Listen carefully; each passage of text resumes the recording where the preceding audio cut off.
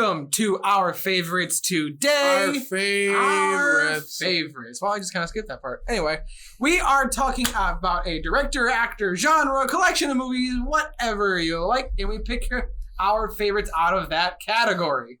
And today, we're old. Yeah, you kidding? Okay. Oh, that's true. You gotta whisper it. We're doing Clint Eastwood. We're doing Clint Eastwood directing movies. Yeah.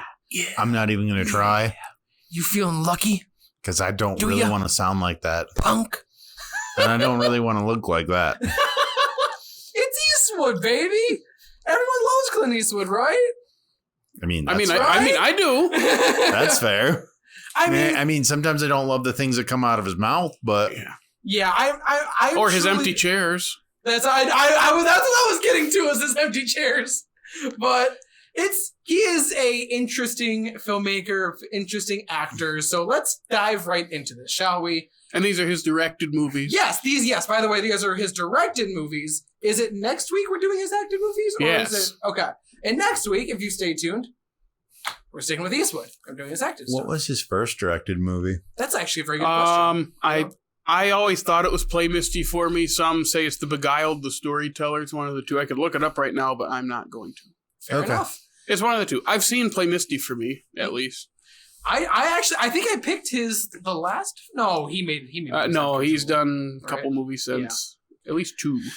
Okay, but for me, I picked one of his newer ones. I picked Richard Jewell. Richard Jewell. Which is, I need to sing the praises of Paul Walter Hauser. Grand Rapids native, right? That's the other reason. Grand Rapids native Paul Walter Hauser. This man, he is flying under the radar and nobody knows who he is. And he is a phenomenal actor. In this, real quick, Jared, remind me, did he get a nomination for this? No. He should have got a nomination for this. He was so freaking good in this. It was a stacked year. 2019's a stacked year. That is true. 2019 was a very stacked. But Kathy Bates was nominated for playing his mother. I remember Bates was, yeah. It was like, that's the whole cast just absolutely knocked it out. Well, there's one person, and it's not their fault, that is probably the weakest part of the movie, and that's Olivia Wilde's character, not her acting. They treat her character like dirt, it feels like a cartoon character. Yeah, and by the end, I was like, "Yeah, this is the worst character." Like even if the person she's based off of, this is what happened. Like this is really. I don't even know how to put it into words. It's like, this doesn't feel nuanced. This just feels like they're attacking this person. That's a good Even point. if they did something pretty egregious. Yeah. Starting this whole thing, I think. I was going to read into the facts, but we had a short turnaround to watch these. So. Yeah. I'm very, very curious as to how close, because obviously this has to be fictionalized in some of it. It's a movie. Of course, yeah. So I'm very curious as to how close this is to real life and like what exactly role she played in everything. Because kind of like my mind, I immediately forgot about, or I kind of just mentally blocked out her character, because you're right, it's the weakest part of this. It's not Olivia Wilde's fault. It's what she's given to work with, and there's a review that said the Confederate flag's treated better than Olivia Wilde in this movie. Whoa. It's in a couple shots. They're in Georgia, and it's in the background or something. And I don't even know if it was part of their flag. It's in a couple shots, and I go, yeah, they're not wrong. No, it is kind of just there. And then she's treated, and that's probably just the big negative of the movie, because I really like this movie. Mm-hmm. That's the one thing that really hurts it for me. Because I think, give me a second, keep talking about it, and I kind of look up something real quick. So I got to be perfectly honest. I didn't get to this one. And in fact, you might have already said that, and I wasn't listening because things are happening. But sorry, I was going to do it. Anyway, I didn't get to this one. It's a shame because I really do love Sam Rockwell. I don't know who else is in it. Is this the one? Is it? I don't even know what it's about. Is it about like oil or something? Not even remotely close. No, it's about the 93, 94. I think it's 94 because that's when the Olympics are. 94 Atlanta Olympic bombing. Oh, that one. Okay. Yeah. It's just, I just think it's so interesting how 96. like it was what 1996. 96. Okay, sorry. It was about the Atlanta bombings, and I just think it's so interesting that they literally like he was like I can't remember Paul Walter Hauser. I can't remember his actual character name for some reason, but oh my god, it's the actual name of the movie, Dickey. isn't it? It's Richard Jewell. I don't remember his character. He's the titular character. His name is the movie. His name is Richard Dickey. Oh. Well, there was a train of thought there, and then it just got derailed, and it's absolutely gone.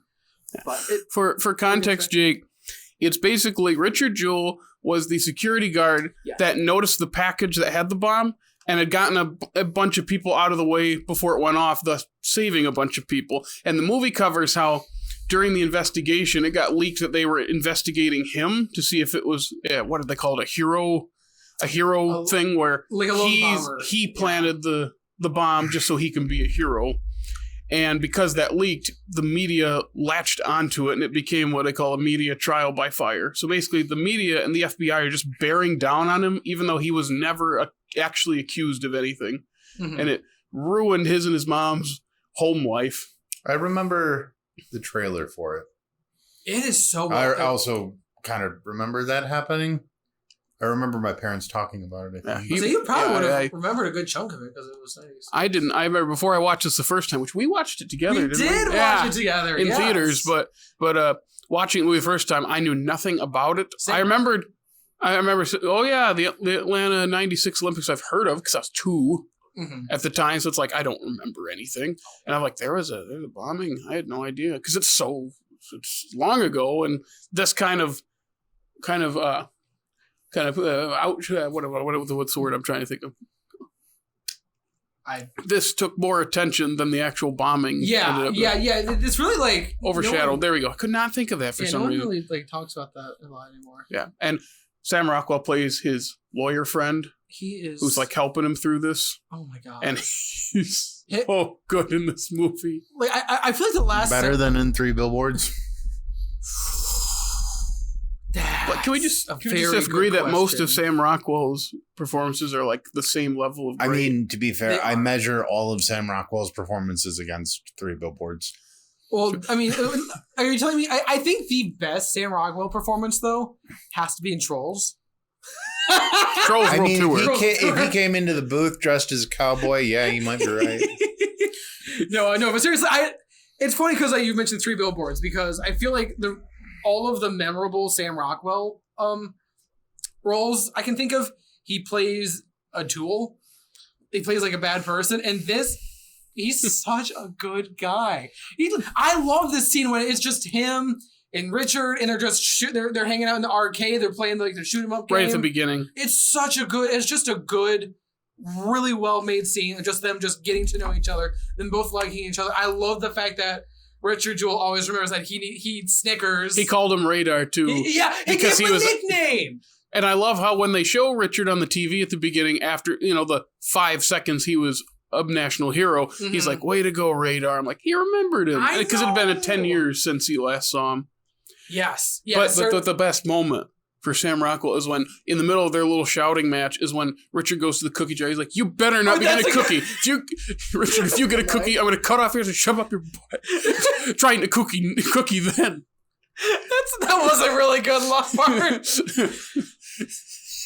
So many great moments, and John Hamm is the FBI guy. I forgot about John Hamm. And John Hamm is I think they play off each other really well too. They do. And one of the more interesting aspects of it is how Richard wants to be law enforcement so bad, and he believes he is, and the FBI kind of uses that to their advantage to kind of manipulate him. Mm-hmm. Remember, Sam Rockwell was telling him, "Do not talk. Do not talk." And he kept up because he just can't. That's what he wants to help in any way, and it's like I always. I don't mean to cut you off, but I always like when movies do that, like when they like make you like it's just like you want the person to shut up or just like stop doing something, but they can't because that's just who they are. And it just like it stresses me out, but it gets me really into it. Like I cannot look away for those scenes when he kept just like, oh yeah, I'm just trying to help out because I'm a part of the law like you. Or a line similar to that. And I'm just like, Richard, you idiot! Why are you doing this? But he's such a good person. I can see her face.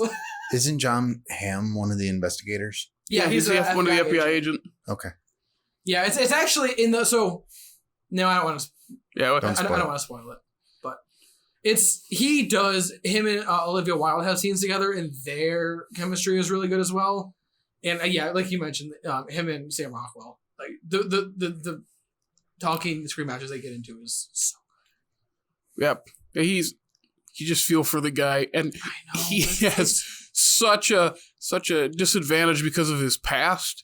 So he's not. It's one of those things. He's not done anything big wrong, but just everything looks bad. Well, especially when putting it under this microscope. Well, yeah, when I'm assuming you're talking about like the scene when like Rockwell is over and they're like looking through his past, like, oh, what do you got? And first off, he pulls off like the whole bed full of guns. Like, what are you doing? It's like it's for hunting.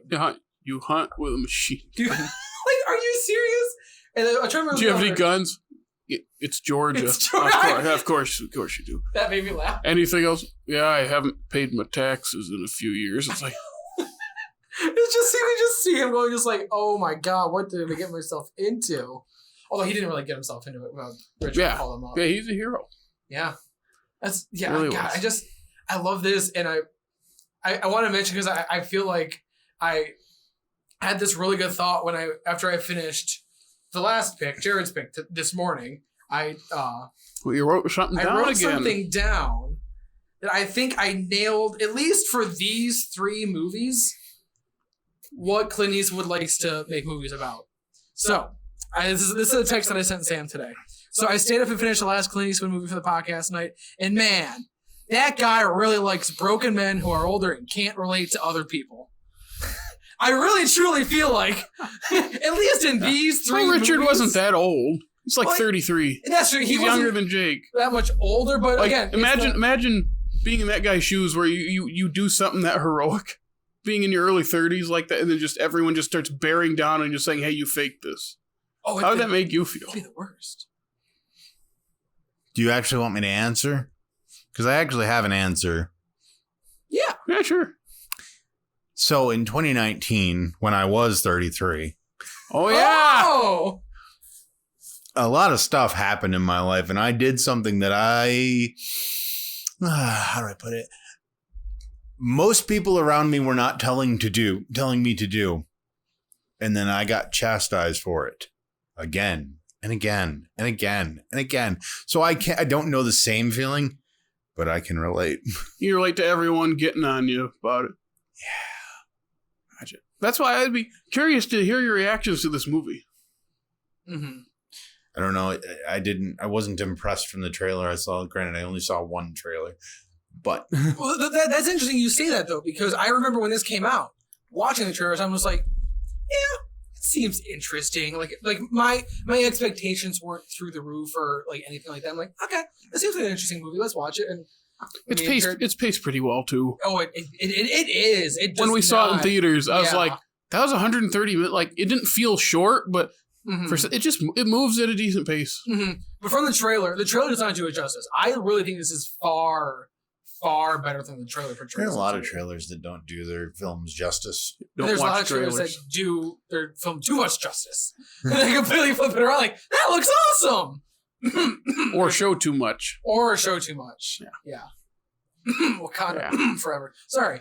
Whoa, shots fired. And he was the highest rated of all 3 of us. Yeah. Yeah, I just had to get that little shot in there. But what a bad movie. Yeah. Anyway, I'm trying to think if there's anything else I want to mention. Paul Walter Hauser the cast is a standout. I think I really like where the story goes, and I just think it's a really good true story for Clint Eastwood to tell, because I think his specific past in movies lends him to making this movie better than more people do. But all right, anything else about this Richard Jewell? All right. So, without any further ado, let's move on to the next pick. And Jacob, you picked. Is it me? Yeah. It is your turn. So, these past couple of weeks, actually, this show in general, have really taught me something about myself. Oh. Do tell. This is going to sound rather self-important, but I feel like I have pretty good taste in movies. Most of my picks have been pretty good. I find that when I start to, I'm going to say it, Dickey. You're not going to like it. When I start to pull a Dickey and dip into my nostalgia and pick things, I find I like really imbalanced movies. Interesting. What do you mean by imbalanced? Pacing, basically. Oh, gotcha. Okay. Pacing and it being sold. My pick is 2000's Space Cowboys. Now, I have a comment. I've been thinking about this the entire day. Can I just get this out real quick before anybody else says anything? Go ahead.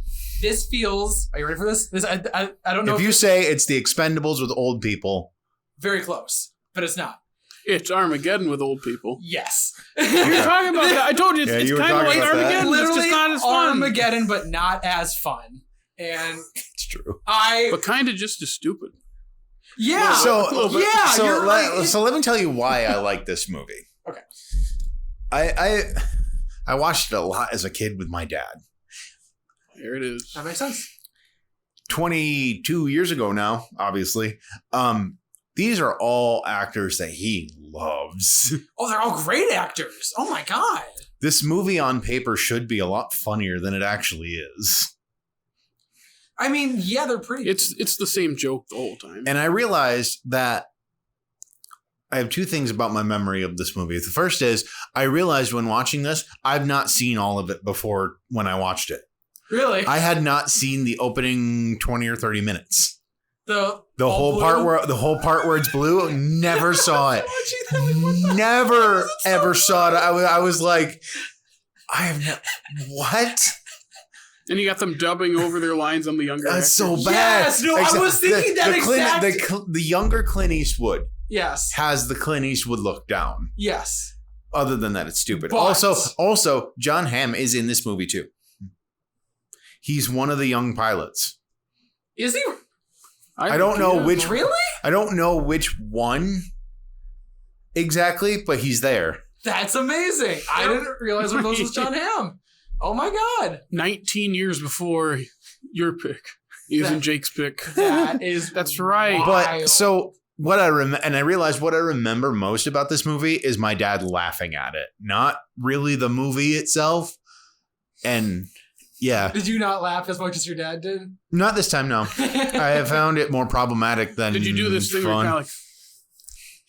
I mean, that was my face the entire time. It's not... Okay. I got to tell you, it's not... I don't think it's a bad movie. I think it's just a movie. I think it's an early 2000s space movie. And they're all the same. I think you nailed it. Yeah. You know what else is funny? What? Yes, it's got the girl from Galaxy Quest in it. Yeah, it does. Yeah, yeah. The main girl, Sarah, is the Galaxy Quest girl. She's in a bunch of. She's also in Flubber. Really? Oh, Marcia Gay Harden. Yeah. Oh yeah, she is in Flubber. Yeah. I didn't realize that. I was just gonna say, yes, they're older, but 3 of those 4 guys are still alive. That's the top Letterboxd review. Is that where you got that? Yeah, I think that's where I got it. When Donald Sutherland popped up, I'm like, hey, President Snow, baby. Oh, That's where you know him from. That's the only thing you know Donald Sutherland from. I know him from a lot of other things, but... Like what? There's also not like... Okay, well played, Jared. Well played. I just name one movie that he's in that's not Hunger Games. When you put me on the spot, I'm just wondering because he's in the new Italian Job, isn't he? I don't know. I've only seen the old one. Look it up. Listen, I know I have seen other movies with him in it. I know I have. But when I'm pretty sure that's Donald Sutherland. When you put me on the spot like this, it's kind of really hard. Who is it? I don't know. I don't know. See, I was thinking like MASH, the movie. I never seen that started the show. He's in that. Never seen it. Isn't he in Ordinary People? There's also not a whole lot of like Western-ish bits in this for being called Space Cowboys. Yeah. Ad Astra. He's in Ad Astra. Donald Sutherland. He is? Tommy Lee Jones, I was thinking is.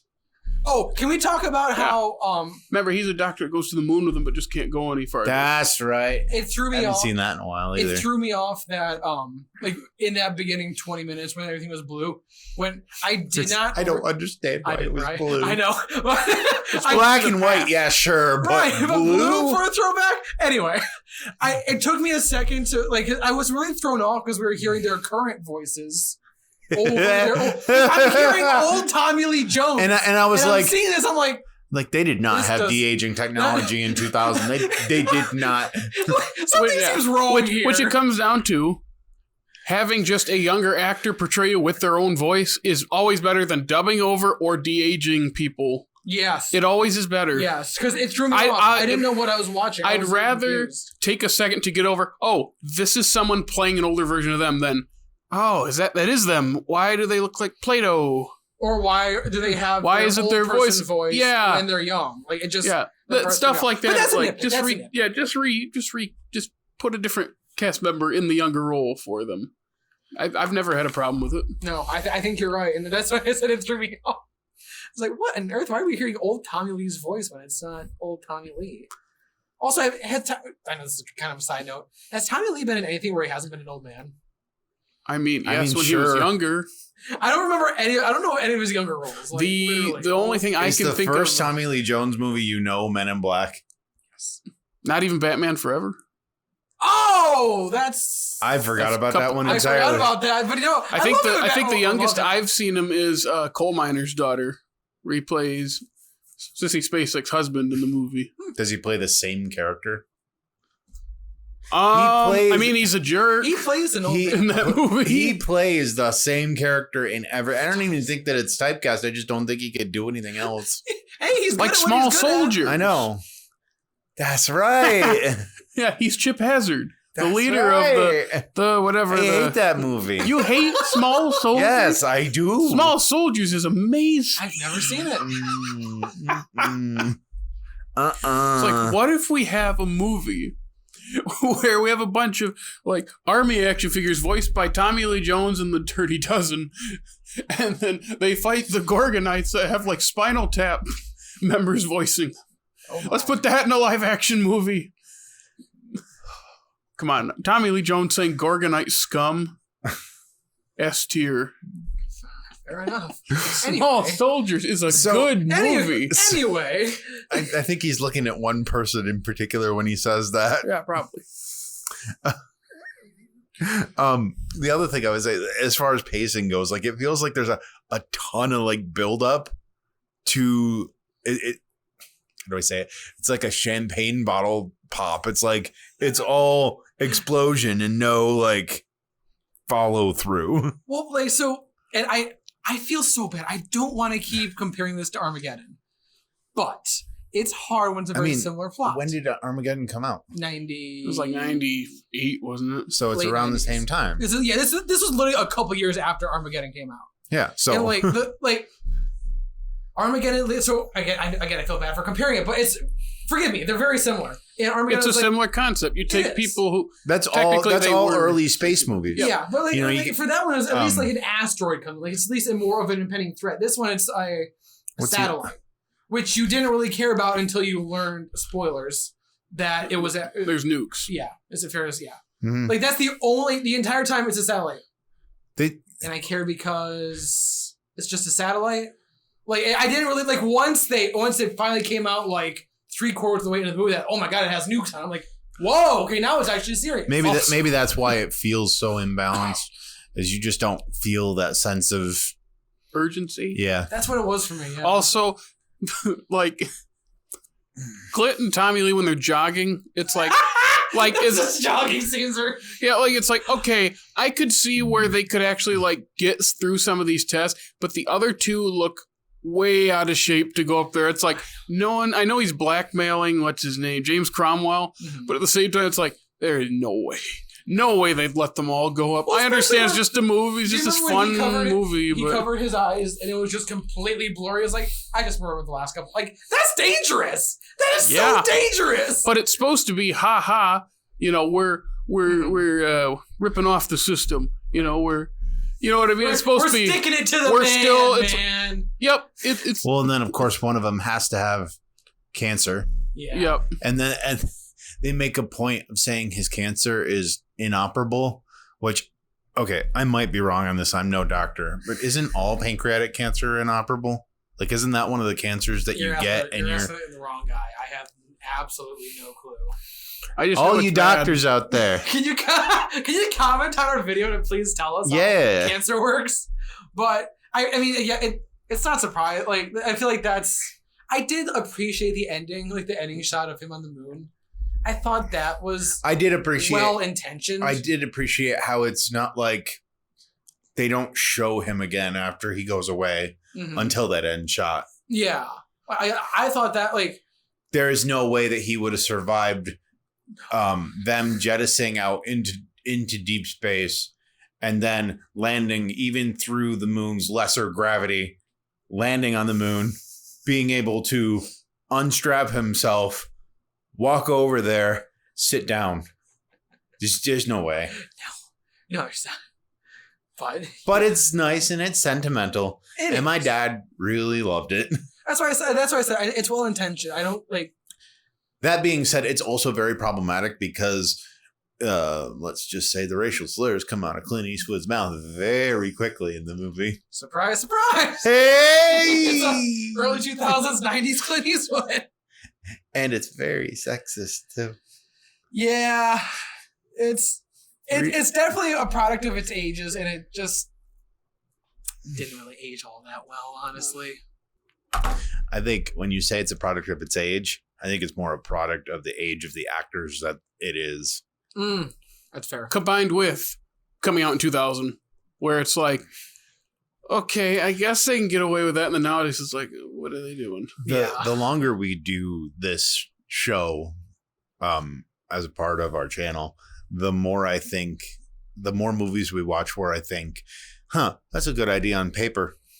Didn't really work out here, did it?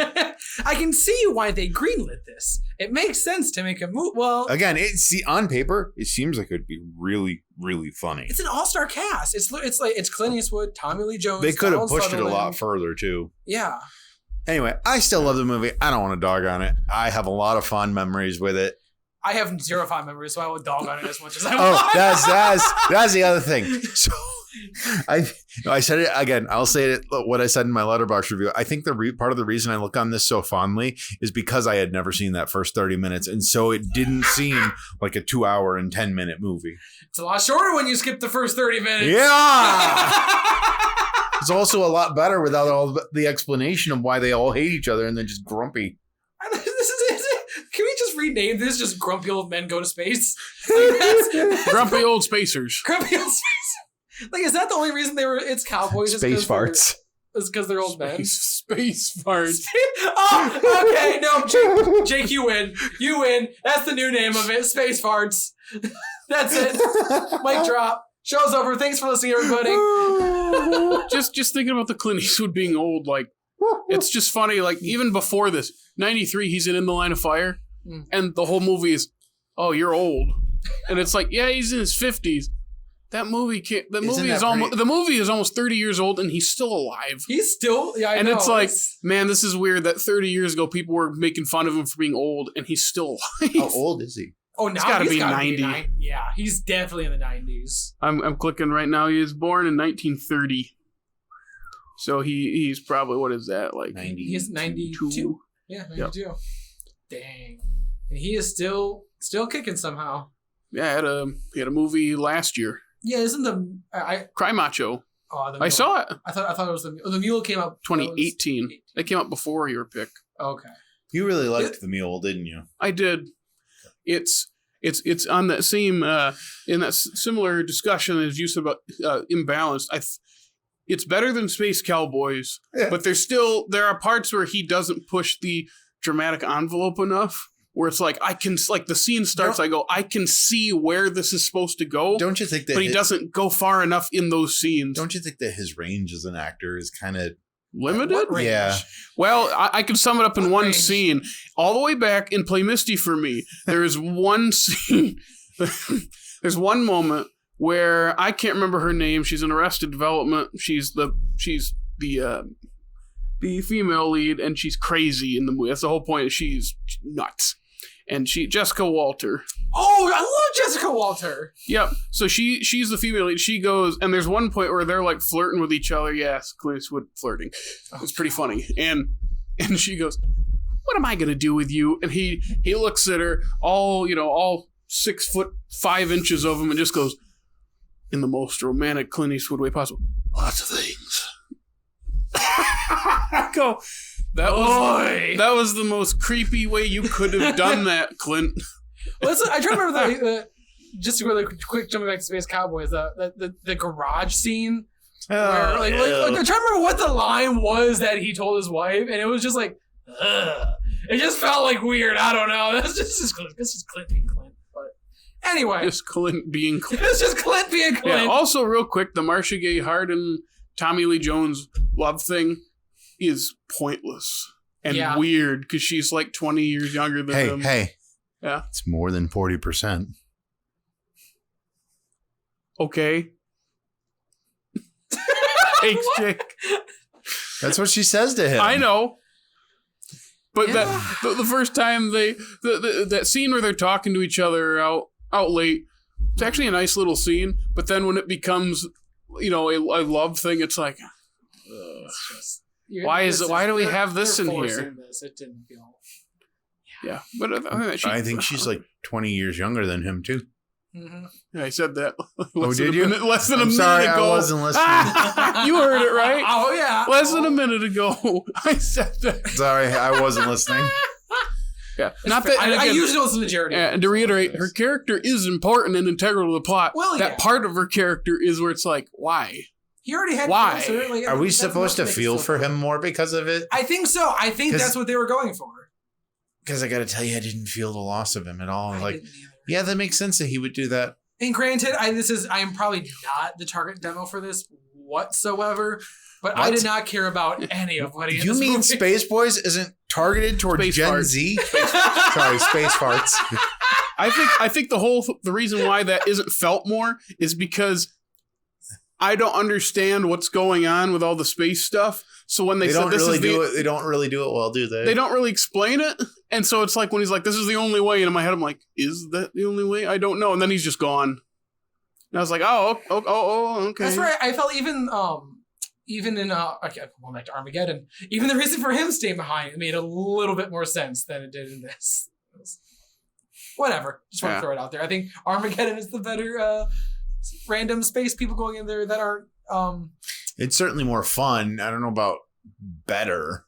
I guess fun is the word I was looking for, and then better is a strong term to use for a Michael Bay film. Yeah.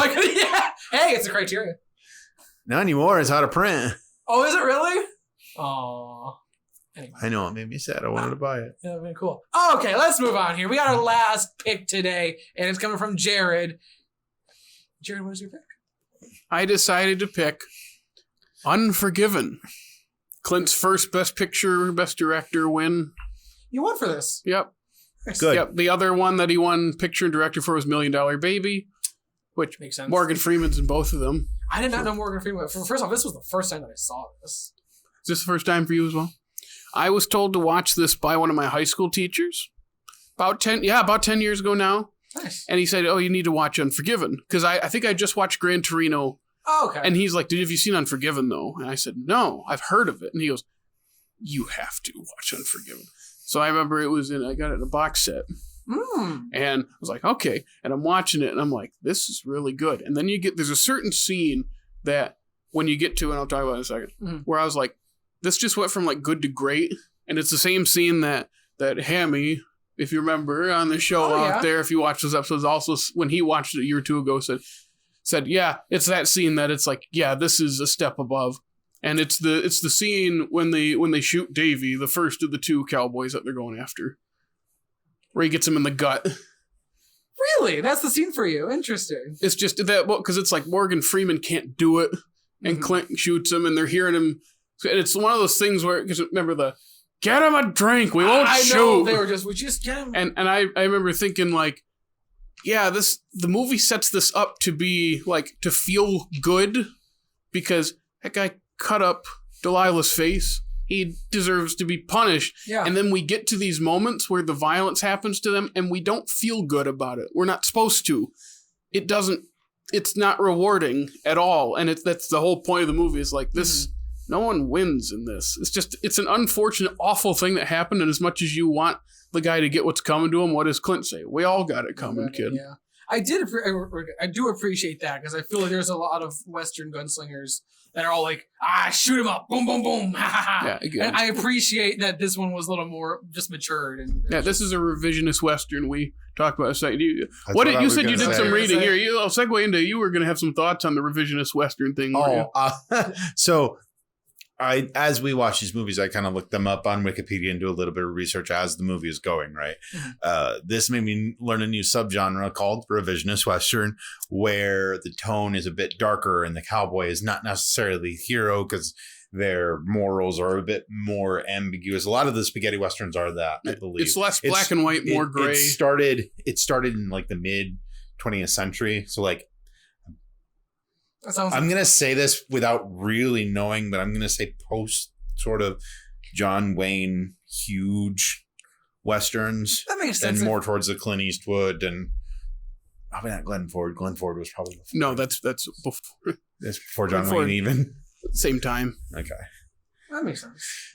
But so this was that. And one thing, this is where I think that this exemplifies the reason why Clint Eastwood is one of the first three names you think of when you think of Westerns. You know, for me, it's John Wayne, John Wayne, Clint Eastwood, and Glenn Ford. Mm-hmm. I mean, that's just based on my. I mean, John Wayne and Clint Eastwood. Those are the two American Cowboy. But it's not just because he's good in Westerns. He's fantastic in Westerns. It's because he directing them is because he understands them, and it's very clear that he does. I almost feel like it's a genre that's made to suit him rather than he's made to suit the genre. Even though I know the genre existed before. Well, put him in like Space Cowboys out of his genre, and it's a completely different feel because we make fun of like you said, the garage scene. Yeah. Like, he feels out of his element. And then you put him in like a Western like that, and he just fits it so well. Clint Eastwood he lives and breathes in Westerns. But I think it's funny because this was made 26 years after The Good, the Bad, and the Ugly.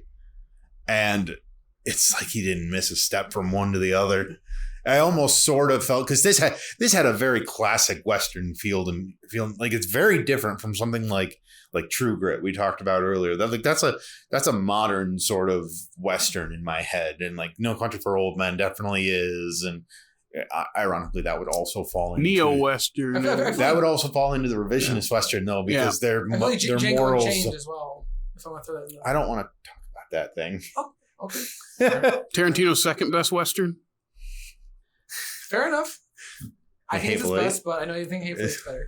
Okay. But anyway, I also figured out that most of the Westerns I have seen with my dad and whatnot are the revisionist Westerns. So the idea that there is something that's different is kind of weird to me. But yeah, I just love how just classic this made me. Like this, I felt like I was watching a Western my dad and I would watch. Yeah. Especially, you know what did it for me? It's granted this is the first time I watched it, so I had no clue what to even expect. They start off with like that old time music and like the little text scrolling. I'm like, yeah, I love that. That just puts me like that vibe just puts me in the mood. Like, okay, this is what I'm getting into. I'm getting into like old school when you get your scroll, you get your text to start off. Like I know Star Wars did it before. I think it's a cool way to start people off right in the action. It feels more like a book. I read about it, I think Frances Fisher, who plays Strawberry Alice, she was Clint Eastwood's romantic partner at this time. She said, I make sure I don't mess with his name. David Webb Peoples is the screenwriter. He also did 12 Monkeys and Blade Runner. He wrote this screenplay, and Frances Fisher said it was like reading a book. It was really good, and it floated around for a while, and then it finally got made, and the only real big difference, like the change that Clint made, was he took out the opening monologue, or opening narration, and put it on the screen. The scrolling you see is supposed to be read aloud, but he changed it to that, and I think it's a great... I love the ending thing where it's like, it's not even about him, it's about his mother-in-law coming out there. He's gone. And it said he prospered in dry goods and his kids were with him. And she just never understood him. I go, what an interesting way to end this movie. That's what because I'm so glad you mentioned the ending. Because walking, when I after watching this, I turned off the TV. I sat there and was like, huh. It just, I feel like it's just about a lot more than you think about. It's more than just your standard gunslinger. This really just goes from, especially jumping back to where he's talking about his passed away wife and how she just she made him stop drinking, all that stuff, and then obviously spoilers, after Ned dies and he drinking it. I don't know where I was going with this thought, but I feel like it's about a lot of things in that somewhat ambiguous ending, kind of, not really, sort of, not really at all. But it just ends on a completely different note than you would expect. Maybe that's why it threw me. Yeah. Well, I was thinking about it. This all starts because one cowboy does something really, really awful, and how many movies there's frontier justice of, this guy needs to die, and so because the sex workers do that, put that bounty out, it causes so much destruction. It's not their fault, per se. It's just one of those things where they do this, and this just causes all kinds of other stuff to happen because it's making you look at what is this frontier justice that we've always looked at? Is this really a fun, just thing? Because how many movies it's, he kills the bad guy. This one, that's wonderfully exemplified in... I don't remember the character's name. The kid that they're riding with. Schofield Kid. Yeah. That scene where just after he shoots Quick Mike. Yeah. Again, who is the guy who cut Delilah's face. And when he shoots, he shoots him when he's in the outhouse. It's not even funny. It's just, he shoots him and he's just kind of shocked and he runs away. You're like, that didn't feel good at all. And it's not. But then hearing him explain it. Oh my God. That whole scene. Sitting on the he's never, what does he say? He's never, just thinking he's never going to breathe again. And all it took was just one trigger. And then what Clint says, the famous, it's a hell of a thing killing a man. You take away all he's got and all he's ever going to have. Yeah, I go, man, it's just making me not have any fun. And that's the point. It's very interesting that you said for you, the scene that you thought this went from good to great was when you shot him in the gut. I thought that conversation is where I'm just dang. This is hitting. Also, we have to talk about Gene Hackman's performance. He won for this. Good. Did he really? That scene where he has, was it Bob? English Bob. That's Bob. Richard Harris. English Bob in the cell. Richard Harris, that's who that was. I was trying to figure out the entire time. Thank you. Sorry. And he has that gun and he's like, give it to him. He's not going to shoot. Go ahead, shoot. He's not going to shoot. And he just puts his head on the bar. Yeah. This is complete submission. He was just messing with them. Oh, man. And the thing is, when Bob is first introduced, he's got this very upper class British accent. And Richard Harris had said to Clint Eastwood, how about in the last scene when he's cursing the town, it's just full on Cockney. He is completely thrown away this facade. Now he's and Clint's yes, please do that.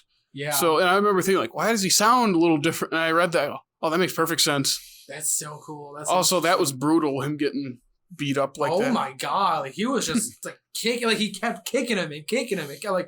Whew. I don't generally think of Gene Hackman as a particularly intimidating character. Not even as a Lex Luthor or he's kind of goofy as Lex Luthor. But he's always got that great laugh that I love that little laugh he does in just about every movie. What's also kind of interesting about this is that when they originally told him about the bounty on the guys for cutting up the girl, they lied to him. They made it. Okay, I'm not excusing it. They said it worse than what it actually was. Like they were saying, oh, they cut out her eyes, cut out her eyes, they cut off her ears, they cut out her what genitalia? I think that would have been it. Remember, I don't want to use the exact phrase Yes. used in this. I was waiting. I'm like, what is he going to say it? Oh, no, I wasn't going to say it. Okay, I was going to say, like, because like the exact phrase, I'm like, oh, I have never heard that. That's quite a term. Like, yeah. I do think it's also interesting the fact that Ned died off screen. Yeah. Like I think that's more effective. And it is, and I did not expect because we saw what was happening. And remember, Little Bill says, they're gonna come here and they're gonna tell me different lies than what you told me, and I'm not gonna hurt a woman. I'm gonna hurt you worse. I was like, oh, and then you don't even see it. It's like, oh my gosh. And when they say he didn't even, but then you see him hanging on the coffin, don't you? Yeah, he's just sitting in the. You don't see him actually die. You're just seeing his dead body there. Mm-hmm. I do love the line of, who's the fellow who runs this crap hole? I don't know, it's just establishment skinny being awful the whole movie. And then he's just like, you guys clear out of there. Now, wait a minute. Hold it. And he just blasts him. It's like, that ending you just shot an unarmed man. That ending happens quick. It does. It really is just like, boom, boom, boom, everyone's on the ground. The line, well, he should have armed himself if he's going to decorate his saloon with my friend. Yeah. I love that whole scene, especially Gene Hackman's like, just... He knows he's going to die. He's like, okay, fellas, he's got one barrel left. Now take out your pistols. Mm-hmm. After he fires, gun him down like the mangy scoundrel he is. And then, misfire. Kill the son of a bitch. Yeah. And he throws it at him, and he just ducks down and starts shooting. And I was like, this is not supposed to be cool. It's not, but I get a little bit pumped up because it's such a great scene. It's great. And he blows his face off, and we don't just. I like the "I'll see you in hell, will you, money?" Cocks the gun, and just the best in movie history is and boom. We don't see it. No, either. I know that's because I didn't even think he'd do it the first time. I was like, is he actually gonna shoot him in the face? And then just he does it. And you're like, but then there's just this quiet after it where you're like, it really makes you sit in it. Like it makes you like, especially like because at the end it's such a. It's kind of a firefight, but it's just a lot of dead bodies in the ground. And it's just a lot. And it's just like, you got to realize that there is a lot of death right here. Like it's a lot. Also, looked beautiful. Oh my God. The lighting and everything. It was gorgeous. That scene where he has the fever after he's gotten beat up, and he's like telling Ned, like, I saw my wife. I've seen the angel of death too. Yes. And the way like they have the one candle lit on their faces, and it's probably some of the best acting Clint's ever done. Yeah. He was nominated for this. He was. Okay. Yeah. I think he deserves it. Definitely. I love the scene when he's talking to Delilah too. There's so many great parts of this, and it's so well paced. It's just a very slow thing to where you get to that last scene, and it just, I know you said it feels like it moves fast, but I didn't feel like it feels like it moves slow. No, when you get to the end, you said it. Everything happens so quick. That's just because everything happens real quick. Yeah. The pacing, it's like, it's not unbearable, but it's slow and methodically paced, and it's just enough to, like, it's just moves you fast enough to never, like, fall off of it. You never, like I never had to check my phone while I was watching it. Like, so I usually do, but I was impressed that I didn't have to do that for this. But all right, you guys got anything else about Clint Eastwood movies? You, Jake? Surprised none of us picked some of the other bigger ones that are maybe slightly more recent. I mean, his is only 3 years old. It's true. Mm-hmm. All right. Fair enough. I don't got anything. I think I said everything. Well, thank you everybody for listening and watching today's episode. If you want to stay up to date on everything we have got going on, you can follow us on social media. Where can they follow us, Jared? You can follow us on Facebook, Instagram, and our funny TikTok. And if Twitter is still a thing, you can follow us there too. Also, listen to us on Apple, Google Podcasts, Stitcher, Spotify, iHeartRadio. And if you're watching on YouTube, like, subscribe, ring our bell. Don't forget to rate us on all those. And plus, we have a really cool website. Yeah, buddy. Are we actually on iHeartRadio? Yes. Huh. Yeah, we are on like almost every podcasting. Are we at the iHeartRadio Festival? You know, they haven't called us up yet, but we should do a live podcast from there, man. Definitely do. And when we have 1 minute left, just start smashing everything, saying 1 minute. You're gonna give it to Justin Bieber, but not us, or whatever he said. Nice callback. We've mentioned it on here before. So once again, thank you for listening to today's episode.